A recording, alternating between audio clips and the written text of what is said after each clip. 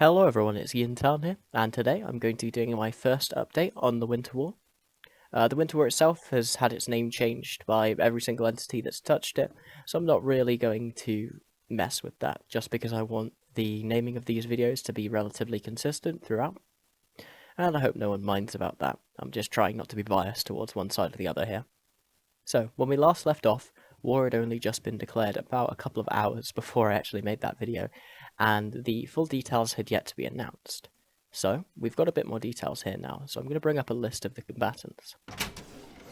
One thing to bear in mind here, however, is that this is not a definitive list of the people who are going to be involved in this fighting, as I have only represented the factions that have officially declared their loyalties in the conflict on this little overview slide. And if we add in some of the more unofficial allies of the Steinfragen coalition, such as the Drone Region Federation and NC Dot, the member counts start to look a lot more even. I've also taken the liberty of naming these two groups as super coalitions, simply for lack of a better descriptive term. You're better off thinking of them less as allies in the more political sense, and more as collections of groups that are geographically dependent on one another. In fact, if you replace one side with the Warsaw Pact and the other side with NATO, it begins to make a little more sense, in terms of how the politics shake up. I'll leave the comments to decide which side is which. So, with that in mind, let's take a look at an overview of the whole conflict as it's played out for the past couple of days. So, unbeknownst to me, the first stages in setting up for this war had already taken place when I made my original video, with Catch having been seeded with defensive fortizars by both the Steinwagen forces and Red Swarm Federation, which allowed Red Swarm Federation, via their proxy-held territories in Quirius, to quickly arrive in the main theatre of the war, which was quickly turning out to be Catch,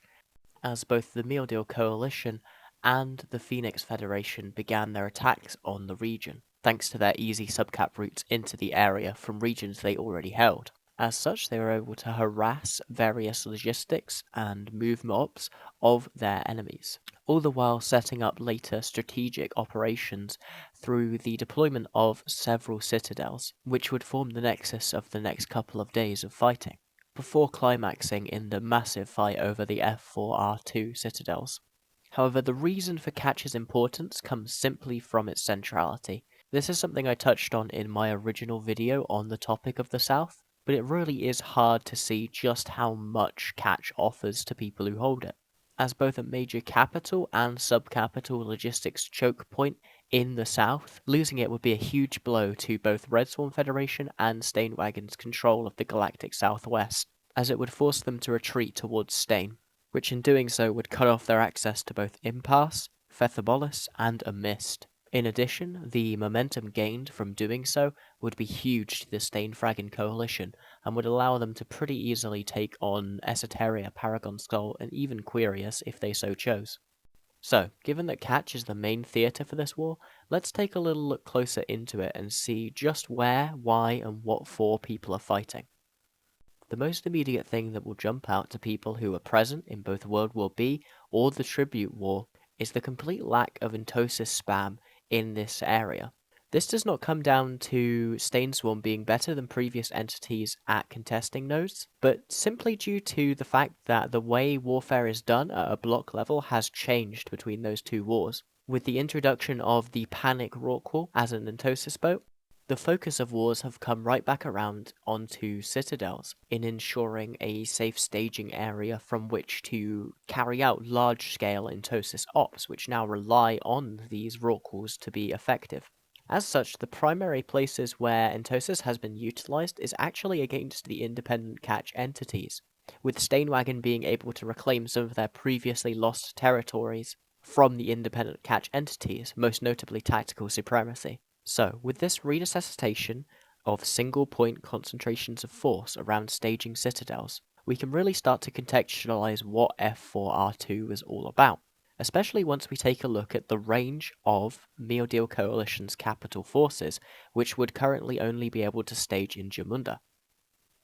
Every circled system here is one that a JDC-5 Dread could jump to from Jamunda, which is cut down to just the adjacent constellation to Jamunda if you wish to include any supercapital forces. This means that the Meal Deal Coalition's ability to support its fleets, and then escalate on top of that if they believe they can win, to the grand total of 6 systems out of all of the systems in Catch, meaning that should they wish to take the region via intosicing, they would have to do so under an uncontested capital umbrella from the Red Swarm Federation, which would allow them to use Rorquals with almost complete impunity, making the vast majority of timers almost uncontestable, especially given Goonswarm's affinity for the mining platform. As such, it was incredibly important for the Stainfraggin Coalition to provide a beachhead for the Meal Deal Coalition within this constellation, as doing so would start to march the front closer to the heartlands of Catch, and doing it within this jump range would allow them to still escalate as if they were within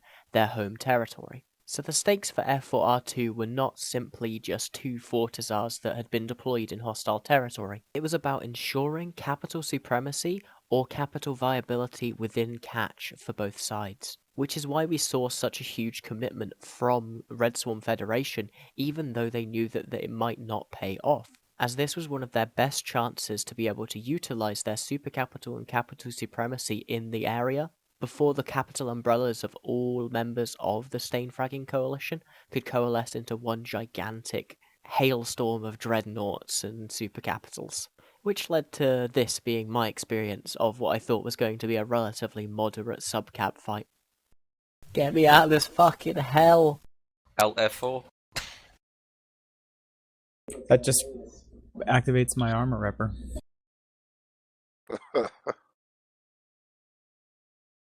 If this sounds incredibly familiar to people who are veterans of both POS warfare and Dominion warfare, I do not blame you, as this has effectively been a rerun of Dominion-style tactics and mechanics, as facilitated by new additions to Fozzie Sov, or Aegis Sov as it's more properly called, with the downsides of your SPU spam now being able to be killed only through a damage cap. However, the results of the fight are relatively controversial, as while Stainswarm did secure the objective, which is generally considered to be the best indicator of who truly held the grid, they were absolutely massacred in terms of losses, with some even calling it a Pyrrhic victory. Side note, yes, that is how you pronounce Pyrrhic. And whilst Pyrrhus' oft-repeated quote of "to win one such more victory would utterly undo me" does not truly apply here, the general thought behind it does ring true. The sheer level of material loss here sustained by the Stainswarm Super Coalition is utterly unsustainable, bringing to mind a quote from Gig X during the Tribute War of "You don't know how many fleets we can lose."